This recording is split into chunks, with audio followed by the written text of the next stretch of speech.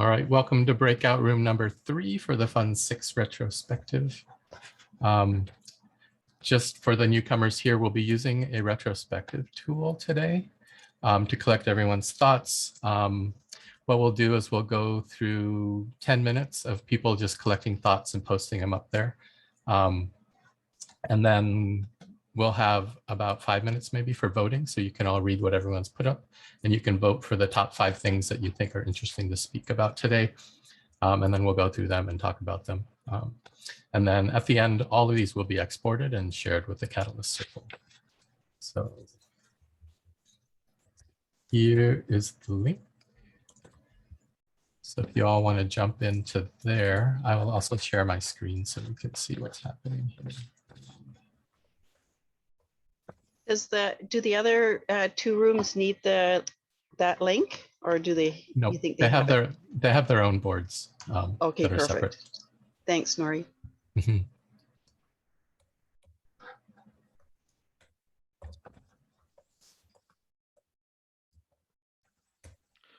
Can everyone see? So Nori, just a question, sorry, don't take up time. So this is basically just for me a learning experience. So I haven't been a proposer, so see half of it is not applicable. So do I just sit in and listen to you guys then? Yes, if you're not a proposer, we're really looking for feedback from proposers and their experience in Fund 6. So you can just sit back and experience the room or listen to what people have to say. Yeah, I would love that. Thanks. Okay, welcome. So here, just quickly, there's 5 different columns here.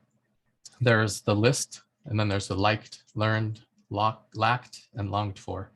So here you can hit the little plus sign and it'll add a card, and you'll be able to edit it and put in a little thought. So you can talk about what did you think about Fund 6? So that's kind of a general category.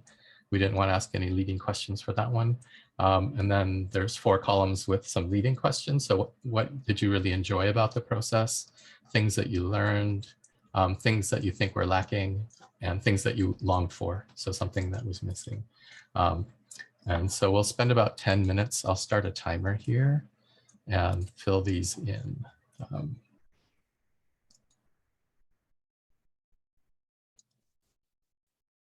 we go.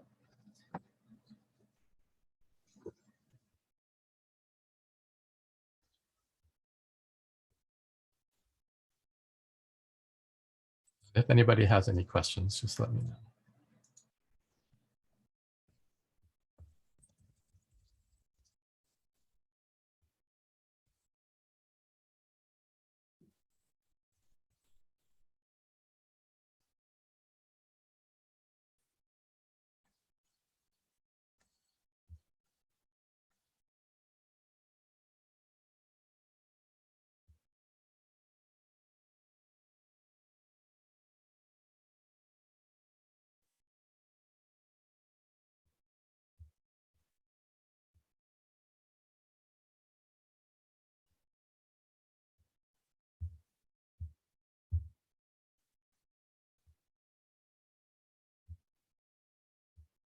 It's not clear to me how to use this. Oh, I see. Maybe I see what I've done. I gotta go to the right link. Excuse me.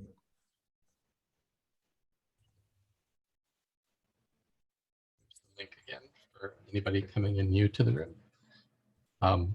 Yeah, and basically you just hit the plus sign that's at the top of each column, and you can add a card.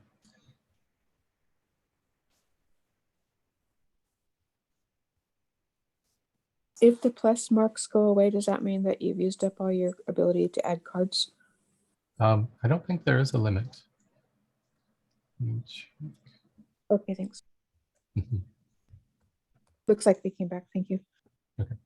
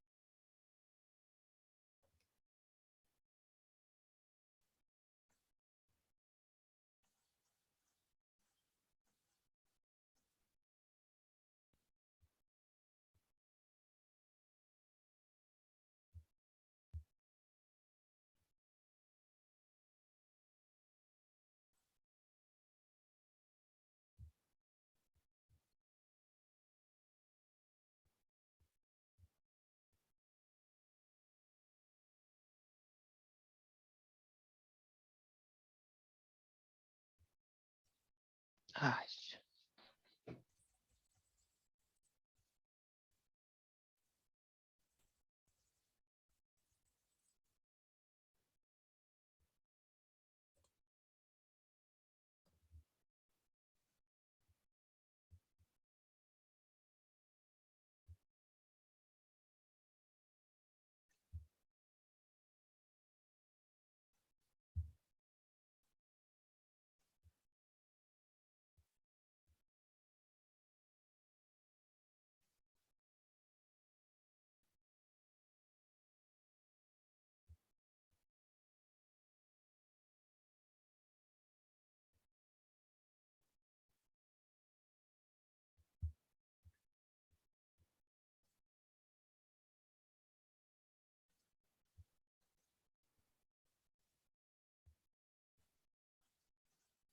About halfway through, so we have about 5 minutes remaining.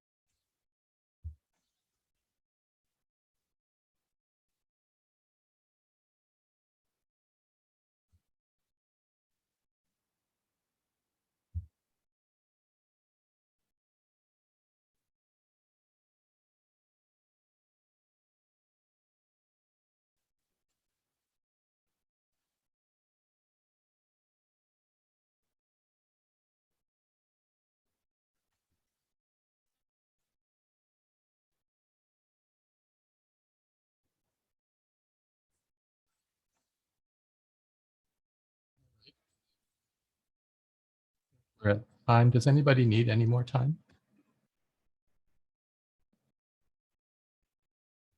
It looks like we are at the end of our idea generation. So next stage is voting. How many of us are there? 12. Let's do 5 votes each. So each of you has 5 votes, and you can vote by clicking on a card that's interesting to you. And then just kind of read through them, and the ones you want to discuss, you can click on. And then once we're done voting, we can look at the ones that have the highest number of votes, and that'll kind of guide our conversation today. It looks like a couple of the cards got stacked together. I'm not quite sure how to undo that.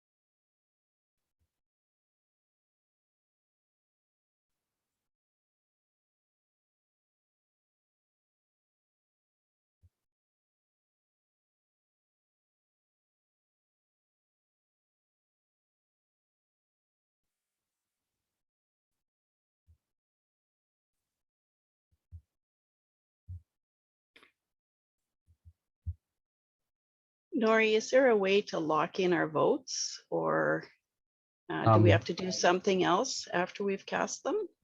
No, you can just let it sit. And then once I end voting, it should tally them all up. Okay, thank you. And I just realized I'm sharing my screen, so you all saw how I'm voting. Maybe it's an educational example. This is what you do. You click on a card. And TLDR means too long, didn't read. So it's a summary, basically.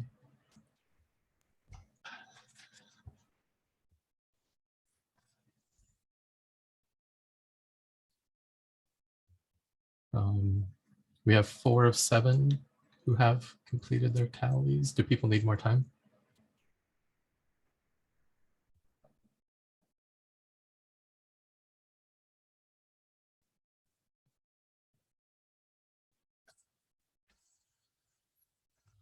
If you need more time, raise your hand.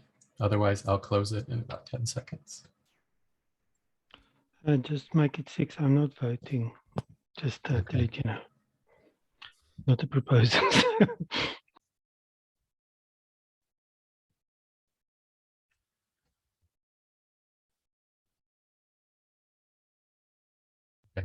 close the voting now.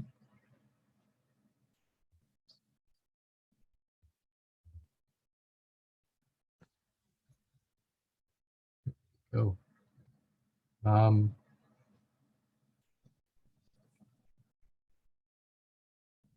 right, looking at the votes, it looks like this one has the highest number of votes. And I'm not sure which card you voted for. It's got two cards stacked on top of each other. So there was some confusion from the community on the challenge setting category and the proposals there. And then I'm hoping our project can give the community more balanced power in decision making. So what did people think about that? I know Melanie experienced a little bit of that with the climate change challenge. Well, when it happened to us, I was thankful for the teachable moment when there was a confusion over it. It looked like it was supposed to be a proposal, and the questions that came up were not bad. They actually opened it up for discussion. So I liked that, but there was definitely hard to create the challenge proposal itself. That part is needing a little bit of work.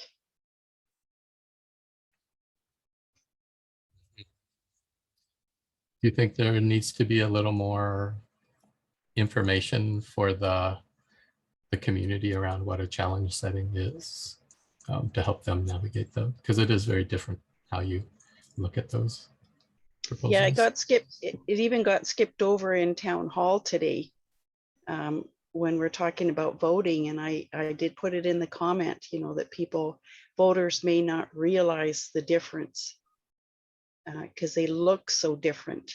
They're sketchy and tiny and not enough information. And who's the challenge team? Why don't we have their qualifications in the proposal itself? So a few different things that would maybe throwing people off. Yeah, I think that's true. As someone who did some of the quality checking, both in terms of the way the challenges are written and even the way they're reviewed,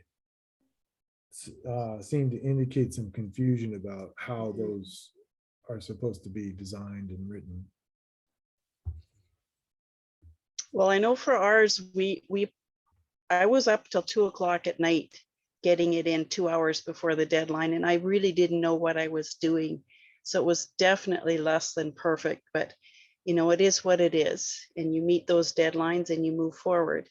I went and I looked back at other challenge proposals, and there wasn't a lot of historical information about what to copy. So it's new, you know, first few iterations, and we'll get this figured out.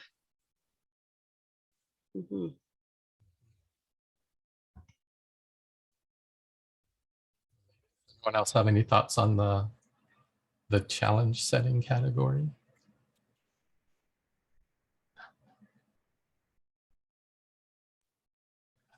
I think there's always going to be naturally some confusion just because we're using the same idea scale process for insight sharing, challenge setting. It's just a proof of the pudding kind of situation until we have something else. So all we can really do is document outside of that system to be like, this is why, this is the reason this is like this for now. But eventually there'll be some better separation, visual separation of this. So I think it will be just be band-aiding it for the short term, and that's kind of the reality of it. It might even be good to have it completely separate, you know, from the actual fund itself, something specifically for challenge setting and being able to work those out. Because what we found was, you know, our proposal would have been 100% better once our collaboration got together and once we had enough time to do it. Our Fund 7 proposal will be awesome, but you know, there would be nice to have that opportunity to be able to improve it before it gets written in stone for Fund 7. Yeah, a few different things that could improve it. Thanks. Awesome. Any other comments on the challenge setting card?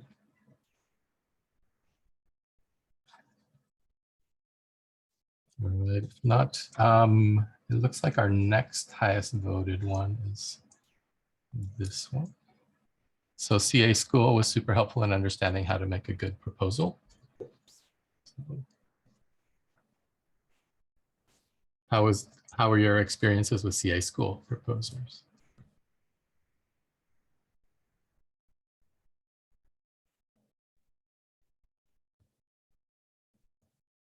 I know for myself, it was my first time putting in a proposal. I watched Fund 5 and then I decided to jump in Fund 6, mostly for educational purposes, to know what it was about and experience the whole cycle with some skin in the game. It's one thing to watch it happen, but it's another to actually write the proposal and go through everything and do the kudos and click on things and collaborate with people. So it was really fascinating to go through that process. And the CA School was really helpful in understanding what everything was about and really how to write a good proposal. Like, it's not, because I was also a CA and in other categories, and you can almost tell the people who went to CA school, because the quality of how they're writing it and what they're paying attention to and the details they put in are much more in line with how the school was showing things, versus people that are just kind of winging it and putting in something really quick. So I found it super valuable for myself. I don't know about anybody else.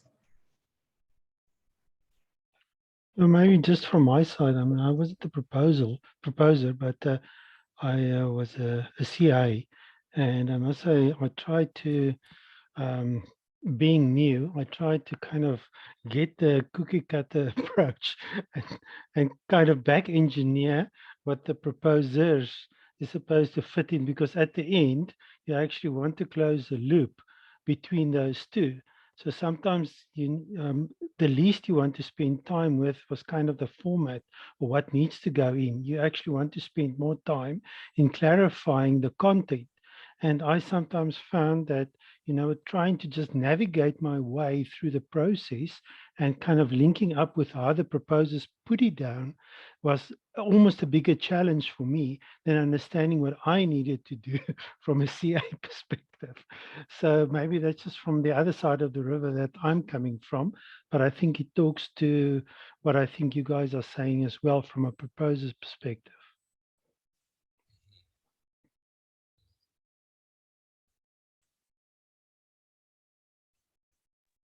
Anton, did you actually take part in the school? Sorry, I didn't quite understand that.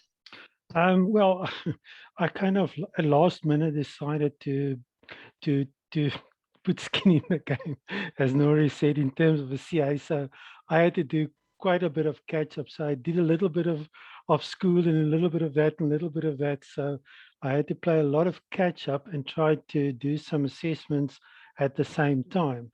So I think for the next round, I would love to give it a go again, and then I would just want to go through the whole school, maybe more systematically, rather than having a choose one, select the question and go look for information. How must I do this or that? So I don't know. So yes and no. So systematically no, haphazard, ad hoc, just to try to do a good assessment on that. But yes, I did that little crash course. I think in having that experience, so you'll appreciate what they've done with the school. It's something that I've noticed myself is, and I'm not sure who was saying it, but most of the CAs up until now have had no school to go to, nobody kind of leading the way. And that's what makes me really appreciate what they have done to this point to streamline the process and to make it easier for us going forward, so that we don't have to do all that catch up, so that we don't have to do all that self-learning. We can be taught. And I think you'll have some great feedback for them coming up from your own experience. You might see some pieces that could be improved. And the great thing about them is they're so collaborative and willing to accept that to improve the next iteration of the school. So yes, agree. Even if a proposer doesn't want to be a CA, going to the CA school is super helpful to understand what they're looking for and how they're going to be creating your proposal, because everybody wants to have that 5-star proposal to kind of stand out for voters. So understanding that process for me was super fascinating and interesting to think about the kinds of things I need to do to make my proposal as good as possible.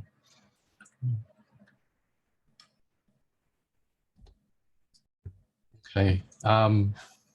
We have a bunch of 4 votes now. Why don't we go to the longed for column, just because that's generally a little spicier. Let's start at the first one. Better approach to Catalyst documentation from IOG that can involve the community. Whoever put that in, can you expand on that a little bit? Oh yeah, that's me. So I think this is kind of like the Catalyst school has been really good at kind of picking up on this, I think. So when you look back like Fund 1 to Fund 2 to Fund 3, this was the time where everything was kind of being established, and Danny, Dor, and everyone was kind of creating some sort of initial documentation to how things work. And as time's gone on, that's kind of happened less in terms of them updating these docs, or so I've seen, so I found, and they've kind of announced. And it's been a bit more on the community side for kind of teaching everyone what's kind of happening at the time. But obviously the issue with Catalyst School is a bit ephemeral. So it's one form of like workshops, one type of education kind of resource where you attend it and kind of carry it out, but it's not a formalized kind of written down, this is how things work. So you can go to it any time between, anytime you come into the fund, whether you're a proposer or any stakeholder, you're coming in, you just want to learn. I want to learn through the community advisors content. What does that mean? What's the kind of sections for that? There's a real lack for that. And I think it's one of those things that, and it's something I'm working on quite a lot, but I think it's something that both IOG and the community will need to work on together in the short term, before it then eventually there's a way for it to not have any kind of attachment to IOG, and it will eventually go to the community. But there's this kind of interim stage where I imagine we're both going to need to work together on it. So it's something that I'm continuously wanting to see, and something I'm pushing a lot. So just level up that onboarding and making it easier for newbies, really. How are you finding it working with IOG to collaborate with the community on things like that? So I'm kind of I've had a meeting recently about Catalyst data, and I've made some proposals for that. And I'm also talking a lot with Felix and stuff for Catalyst School. I think Felix is going to be presenting stuff tomorrow. So I will hold any fully formed opinion for a few weeks, I imagine. But I, like anything, they're busy, so it takes time to get changes through. But I guess, yeah, I guess there's this. The thing I'm really be pushing for and hoping for is a better kind of symbiotic relationship between IOG and the community for the next, let's say, 6 months. Because I think that's I know IOG wants to push over to the community, but the processes, tools, and things aren't in place yet. So I think a lot of it could be done prematurely if and things they will still control for at least 6 months. And it's those things that kind of need this kind of symbiotic relationship. How can we work together, but also offload things that make sense, and make sure those processes and data and things associated with that maximize the chance that the community can really latch on and make things that are better than it. So we'll see how the next few weeks pan out with my attempts to work on those specific parts that are very IOG dependent. Really valuable. I'm actually also curious, kind of at a little more meta level, I forget what it's called, community improvement process or something like that. Can you talk to that a little bit? Yeah, I've not added it in here. That's something that else is one of those things, those processes that are needed for IOG to kind of be removed from the fence in a way. So we kind of have this democratic process. Currently, there's SIPs, Cardano Improvement Proposals, which as of yet haven't really been used by the community to actually make changes to the Cardano. And it's more kind of the Cardano chain specific, the original SIPs, but taking that in light, the idea is the same thing should be available for Project Catalyst, where it's kind of like we have these processes and tools, and the community wants to say, this is our biggest problem. We want to vote on it. Here's a proposal that suggests how to change it and the reasons for it and the research backing it. Put that to the community, they can vote on it, and then you have some form of consensus to know the community actually backs this. rather than it's me being like, there's an issue, for instance, I could go to IOG right now, I can say a really good idea. That's just like the initial step. I could also go with some sort of like written down list of people who say they endorse it, but then I'm going to them and they're trusting me with the consensus, the governance. So it's just like, yeah, no, don't worry about it. Like I've asked these people and they've said, yeah, it's pretty good.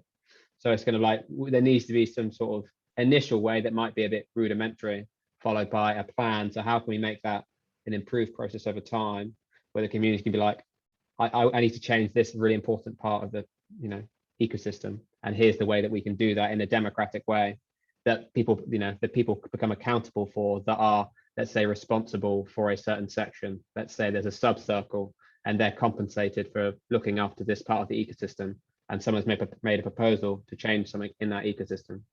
Then you have kind of like who's in charge of what parts and who's getting compensated for it, and the process for how those things can change. So it's early days, but I think it'd be good just to kind of do something for some of the things I'm suggesting, maybe to go through some sort of simple process just to see how it goes. Things that aren't going to break the ecosystem. But once we have a Tala Prism, then we can start to think about, okay, how can we make this? We can ramp this up slowly over time. So then every kind of big decision goes through its sort of process, rather than IG goes, aha, we're introducing this new thing. Instead, it's no, we're doing a proposal, or that the proposals are really better for existing things. Like no one needs permission to make Swarm, to make Catalyst School. These kind of things were things that they were new things. It's really about changing existing things. How can you come in as anybody and be like, this makes no sense at all? And I think that's where things get tricky, when you actually have the first version of everything and you just like, how the hell do I change this? Who do I talk to? What's the protocol? So George, can I ask 2 questions? Yeah, no. Just to clarify. So so what you're saying more from operations perspective, is it still valid? So this is now in project stage, building up in a DevOps kind of mindset. You've got the dev, and we're in the dev part now. But the moment you hit the ops part, you always ask the question, is it still valid? Do I still need to do further improvement, or do I just kill it? Is that what that's one question? Is that what you basically say? Yeah, it's a process for improving itself. So there is some defined process for doing all these things, and it's just like, and something added onto the side is like looking back inwardly back on the actual process itself. It's like, should we change this? Is this fine? Is it not? Well, this isn't fine. How do I change that part in a way that anyone can come in and make that better idea, and kind of present that. What's in a way that, because at the moment it'd be very, very hard to do it. You'd like you could message IOG if you want to, but they will not have a bloody minute to even reply to anything, any suggestion you have. They'd be like, great, lovely, thank you for that, thanks for that feedback. I've had the same thought, so that's why I'm asking the question. And just the other one quickly. So your processes that you're suggesting, does it have kind of a proposal for roadmaps for certain things? You see it in the next 6 months, and from other things you see handover, or that responsibility moved over like in a year's time. So part of your discussion, does that include some roadmaps as well? I think, yeah, well, it depends on the scale of at the moment, the changes I'm suggesting are a bit more low key, they're a bit smaller, so they probably don't need the same kind of rigor that for something you're suggesting there. I think like anything, any proposal, you'd want to break it down to something that's granular enough so it's not too complex. If you say we have to move off a DA scale now, and you are going to use this new system that not been tested before, that's a proposal that I would reject. And personally, I would say like, well, there's a better way to approach this, and that's to say you have some sort of part of the ecosystem that's been remade, and we're going to filter 10% of like push data into it just so we can experience the same experience. You basically reduce the risk. So I haven't thought about exactly, I haven't planned out at all, because it is still in its embryonic kind of like thought process.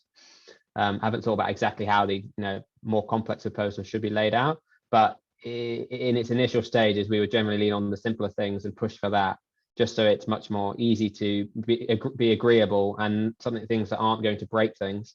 So then we can scale up, both improving the proposal process itself, so it can be more, it has that kind of rigor, and it has the way to filter out these complex kind of situations. Just allow it time to evolve, because it isn't the thought process I've had on it so far isn't to include anything too dangerous.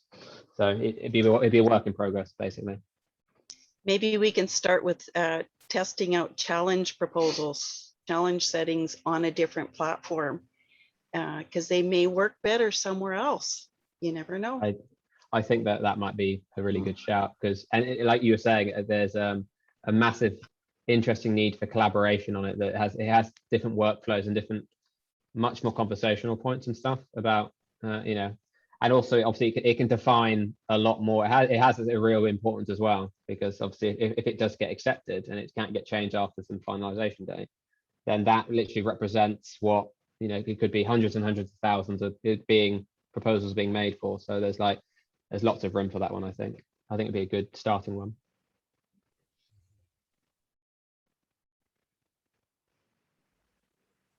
Great conversation, and I love the initiative. I think it's one way to put some of that power back into the community's hands and kind of build towards that transition point. So I'm super excited to see how it turns out.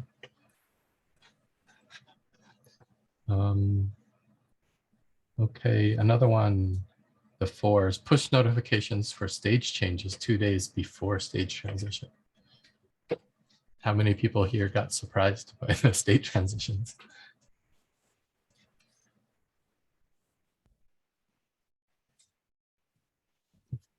They always come too quickly, don't they? They kind of catch you by surprise. So yeah.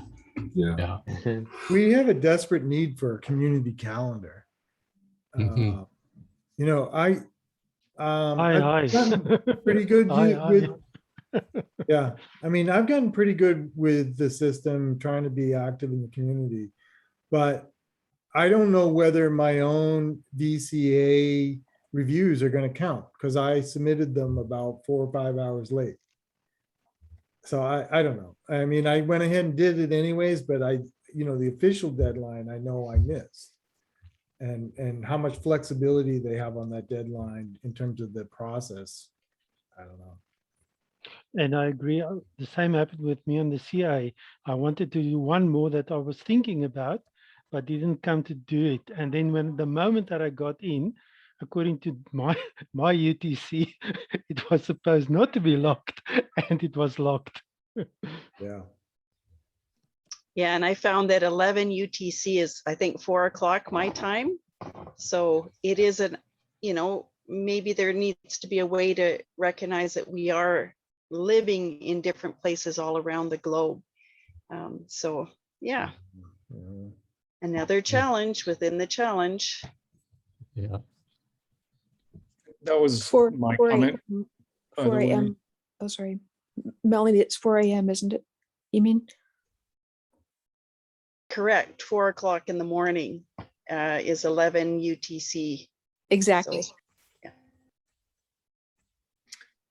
Anyway, so after a couple of cycles, it became pretty clear when the transition was supposed to happen and knew where to look. But I think a lot of us balancing a lot of different meetings, it's always helpful to have a reminder 1 or 2 days before. That's just how humans are. I know it's an admin hassle, but this is probably something that could be good for everything that happens in the Cardano space, especially Catalyst. But having said that, and to the other comment, a deadline's a deadline, and maybe to make it fair for everybody in the world, it should rotate by time zone over time. But this is something we deal with in a global world. It's going to be uncomfortable for somebody at some point. I think some of us in the Northern Hemisphere that haven't traveled so much are just a little bit surprised when a deadline shows up at 4 a.m. Whereas if you spend your time living in East Asia or other places, it's normal that that's what happens. Thanks.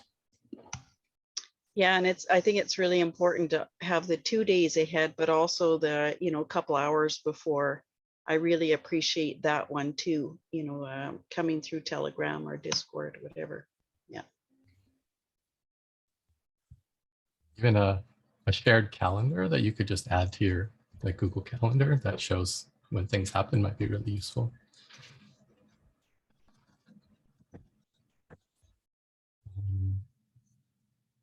Okay. the next 4 is open access to historical proposal data. Who put that in? And you want to expand on that a bit? Spoilers, it was me. Of course. And that basically that is in a similar light to this kind of symbiotic relationship need where we don't have access to all the idea scale data, which is something we had a meeting on recently.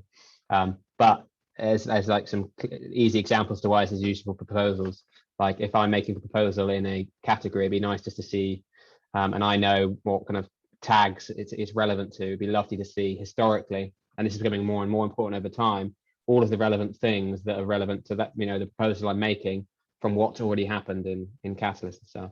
So we're starting to get that to an inflection point where there's actually quite a lot of backlog of things that are still happening and things that have been funded. It could be very hard for someone to find out that, oh, that's already been funded, or, this is similar, this is how we could collaborate. So start trying to actually kind of make those kind of connections. And it is this data and revealing this data and making sure it's nice and enriched that can really help to make sure proposals are really well informed of everything they need to know whilst they're just before they're making that proposal, and also when it's live, just in case there's new ones coming in. Oh, there's a new one that's come in that's very, very similar. It's all of these kind of things. So there's more use cases to it than that, but those are some of the ones that are relevant for proposals, and how, it would just be really good to really have some easy way to make tools that make it a lot clearer and bring things together. So, yeah. We're in a very manual process right now. We have to kind of look across idea scale and dig in to find out where the connections are right now. And that takes a lot of time. So having those streamlined in a place where we can find it would be great. Mm-hmm. Having it exposed via an API so that people with programming chops can actually build something, or even AI systems to find related proposals. And there's so much we can do if we have the data. So I really like that idea.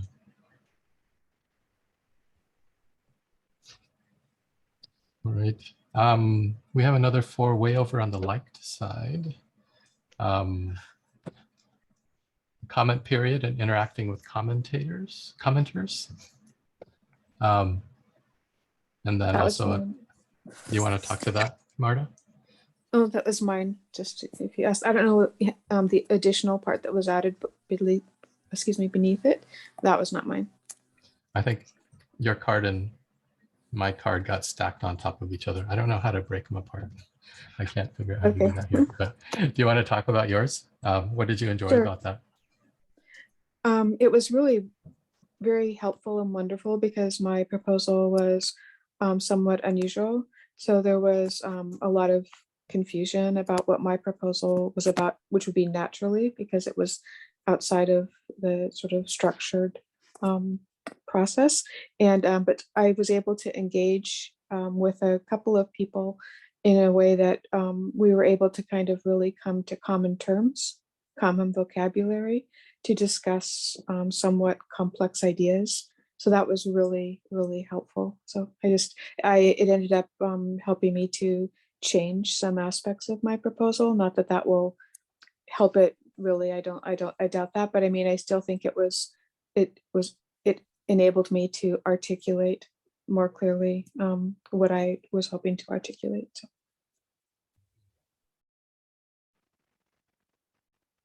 Definitely found the same thing. It was really interesting interacting with just anybody who could comment, and some of them were really supportive, and others were not as supportive. And I'm referring specifically to, I have a challenge setting for diversity in Catalyst, and it really helped me reframe the language in the proposal a bit to make it less triggery, I guess, for certain demographics, and kind of make it much more able to be digested. So I really enjoyed that process. And the other stuff that happened, I think led to really great conversations with people. So I really appreciated that too.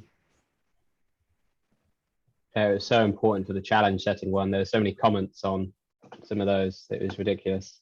Some people were very interested. Some people just adding loads. It's one that needed so many comments and stuff to actually allow that feedback process. but it's a shame when the comment section kind of gets closed off at different times, because there's always generally some idea or something, some way that you want to reach out to someone quickly. And so I think the send message option on an idea scale feels a bit like a hidden thing on someone's profile. I don't think people really use that necessarily too much. So I found the comments very useful as well. It's very nice to be able to see how other people see your proposal, to get a different perspective, which you wouldn't see yourself. Even negative comments, everything's very useful, because you can, even if it's completely wrong, if you think it's completely wrong, it just tells you how the world is, you know, and helps you adjust, maybe, as you say, Nori, to different people's viewpoints. It's very useful. It reminds me of how John Buck brings it up in our search committee for the ADA voter holder for the Catalyst Circle. Sorry, I'm a little bit lost for words. When we have a disagreement or an objection to a proposal, it's actually a good thing, because it's somebody saying something that's not quite sitting right with them.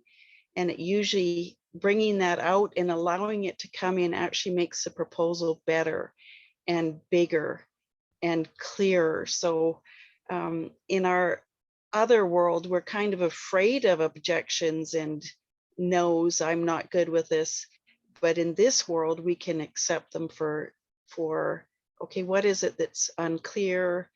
How can we make this this proposal a consensus rather than a majority rules, which we're so used to? So I'm absolutely at 60. I'm absolutely loving this process.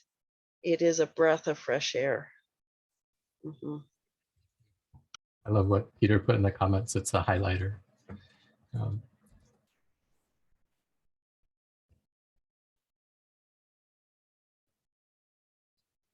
But I do think, like, yeah, even echoing what Dora said earlier today, a lot of this is practice for us all to level up our own skill sets and things. And the whole process kind of encourages us to lean into kind of the growth mindset and not identify too strongly with the proposal itself, so that negative comments aren't attacks against you, they're attacking this idea. And that's a separate thing. And it allows you to engage in a much more rational, calm way and kind of figure out why these people have an objection or a different viewpoint, and kind of dig into that, because I think it's a really important process. Yeah, I found that really enlightening. It helps me think about how to communicate to people as well, because, you know, you often forget that's, you get so wrapped up in what you're doing that you forget that you need to communicate to as many people as possible, and you can't always do that. But you need to find, you know, so comments can help you see where people you may not be saying something clearly enough, you know. It helps you maybe put it into a language where the broad people can understand as well. Mm-hmm. Absolutely.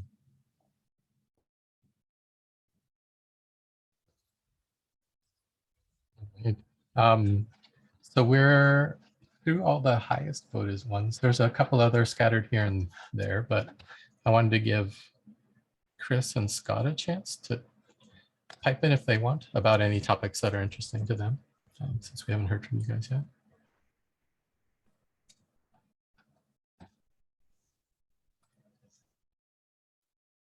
And if not, then I'll open it up to the room itself. Are there any that you would like to call out that'd be worth discussing? So Chris, I'm assuming that you're brand new to this, correct? Like you just jumped in for your first town hall today and you're deep diving into all this. Am I right? Yes. Hey, I don't know. Can you hear me? Yep. We can hear you. Oh, yeah, totally. I've messaged with you and Nori just recently today on Telegram. And I hopped onto I think I caught the second half of the town hall, and then I hopped into this one. And so I've listened throughout. I've done a bit of gardening while listening to it. I don't know if you guys want to if you want me to introduce myself or anything. Can you hear? Yeah. I've never done this before. Yeah, tell us a little bit about yourself. Yeah. Well, my name is Chris. I run an art company. I sell art online. A couple years ago, I started this project. I kind of got into Cardano. Let's start with that. I got into Cardano about 3 years ago. Enjoyed the process of how they're developing it, and just more recently now how you're actually able to build on it and use it. So I started an NFT just for fun because I sell art, so it seemed like I might as well keep up to date on everything. But yeah, about 2 years, 3 years ago, I started a project with a friend where we called Plant More Moringa, where we plant moringa trees in Burkina Faso. He was doing his PhD project in Florence in Italy, but he was going to do all his research in Burkina Faso to kind of research how we're going to be impacted food-wise by a rising climate in the 2 degrees. And so, like with wheat and corn and all that, we're going to see a large decrease in production. We saw it this year, I think about 30-40% this year, just because of the heat waves we had in certain areas. Yeah, I got really interested in that. And we started planting these moringa trees because it seemed like the thing to do. We planted 35,000 so far. It's all self-funded, just to offset my own emissions from my business as well as my life. And yeah, and we've got a lot of gravy on top because I don't actually, we kind of surpassed that with the 35,000 trees. And yeah, now just kind of seeing what this space is like, because it could be an interesting way to do a proposal, and it would scale up. I mean, right now we have capacity for another 10,000 trees to plant them on a site that's been completely fenced, and where we built a well as well as a water retention tank and better irrigation. And it's all through a woman that we work with there.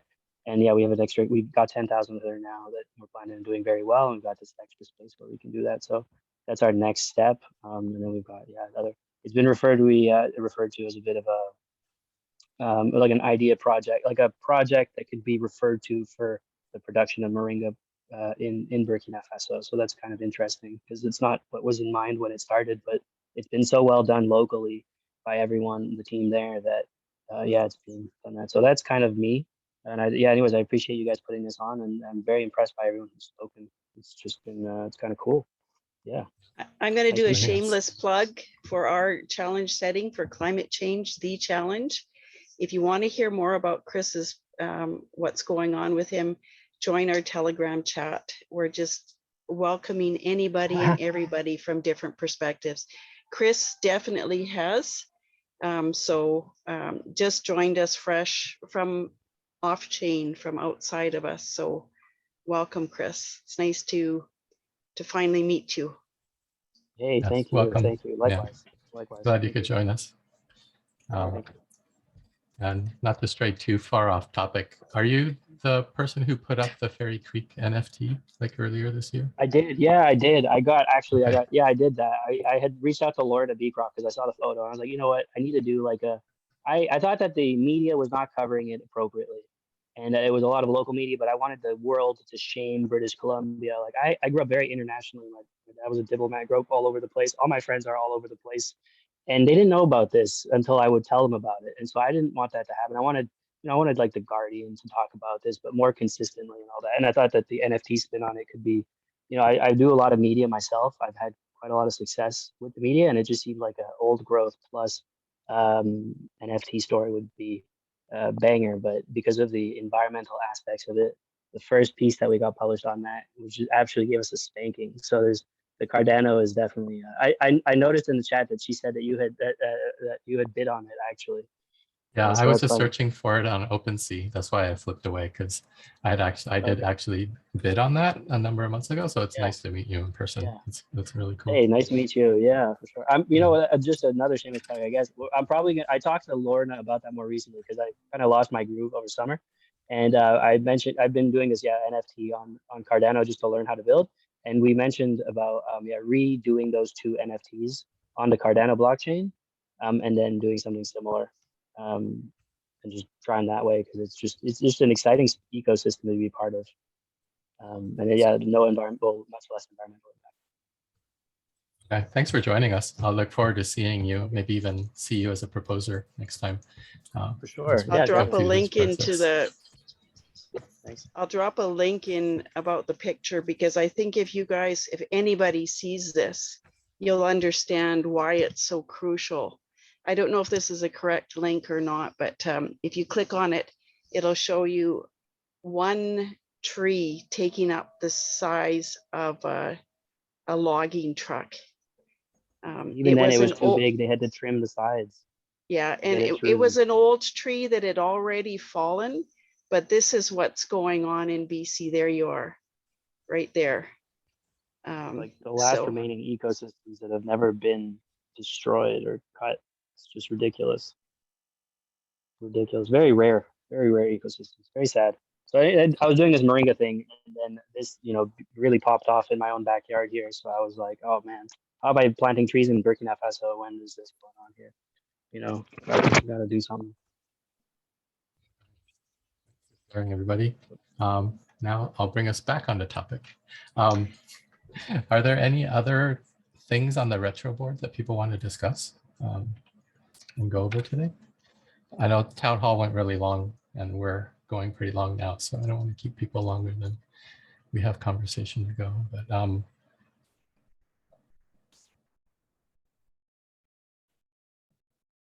any other topics? Nope. Okay, thanks. Okay. If not, then I will stop the recording here and we will share this stuff out and we'll share the results of this. I'll click export here and export this and share it with the Catalyst Circle. I think the other rooms are going to do the same.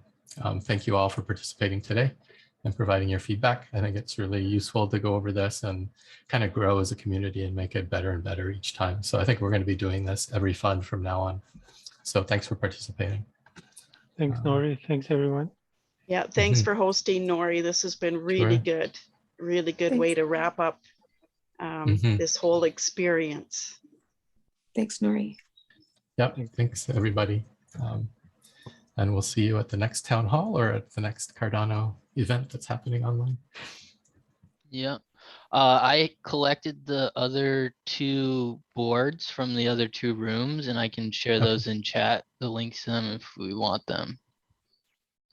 Okay. All right. That One might be second. helpful. Just before we run out of here. Yeah, I'll have a quick peek. Yeah, All right. I'm nosy. Yeah, this is Victor's room. And this is Felix's room.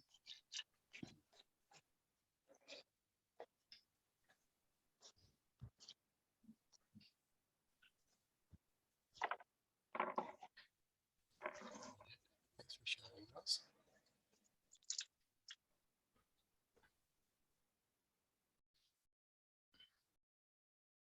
It It'll be may really be, interesting. yeah, it may have been helpful if I was actually putting it on the Trello board instead of in the other one, feedback form, but whatever. This was really good because it touched on everything that I put on there anyways. It's good. So thanks. I'm going to head out, do some gardening too myself. So Yeah. take care, you guys. Okay. Thanks, everybody. Thanks for participating today.